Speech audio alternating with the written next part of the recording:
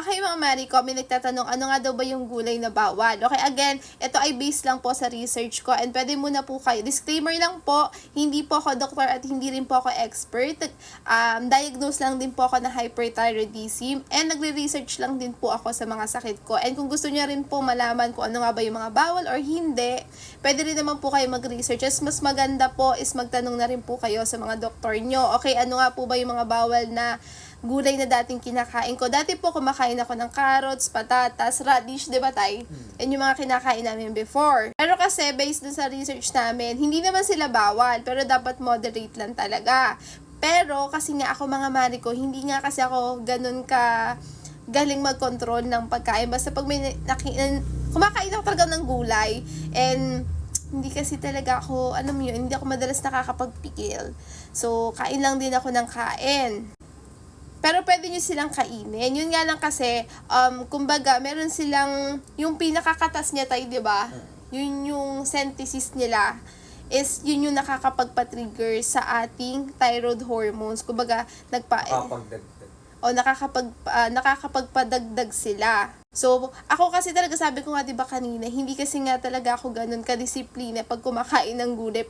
Lalo na pag gulay, konti lang kasi ako magkanin ngayon. So, alam mo yung kain ako ng kain. So, hindi ko na alam kung nakokontrol ko ba siya o hindi. So, ako nag-decide na rin ako na wag na muna silang kainin para nga mag-focus na lang talaga ako dun sa gulay na talagang pwedeng-pwede. So, ano ba kinakain ko ngayon? Kumakain ako ng mga talbos, upo, ano pa ba tay? Malunggay, kalabasa, yan yung mga bunga ba, hindi galing sa ilalim. Tama ba yung ano ko?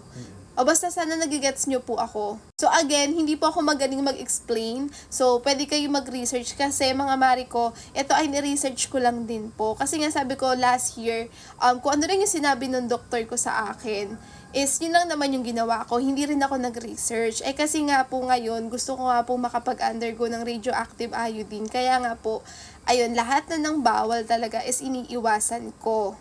So, again, kung gusto nyong malaman talaga kung ano yung pinakabawal sa inyo, pwede kayo magtanong sa doktor nyo. And kung gusto nyo din na, kung wala naman sinasabi yung doktor nyo, pero gusto nyong, o nararamdaman nyo na wala nangyayari nga sa hyperthyroidism nyo, pwede kayo mag-research katulad namin. So, ako ngayon mga Mari ko, kahit pa paano andun pa rin naman yung mga sintomas na nahihilo, napapagod, pero hindi na siya ganun kalala katulad nung last year. Kahit pa paano ngayon, medyo nakakakilos-kilos na ako. Tapos tingnan nyo, mahaba na rin ako magsalita. Hinihingal lang kaunti, pero hindi na katulad na dati na talagang ganon. So, medyo nakakapagsalita na rin ako ng medyo mahaba talaga. So, ayun, sana nasagot ko po. And marami pa talagang pwedeng gulay at bawal na kainin. So, ayun, magtanong na lang po tayo sa mga doktor or di kaya gumawa tayo ng research natin. Ayun lang.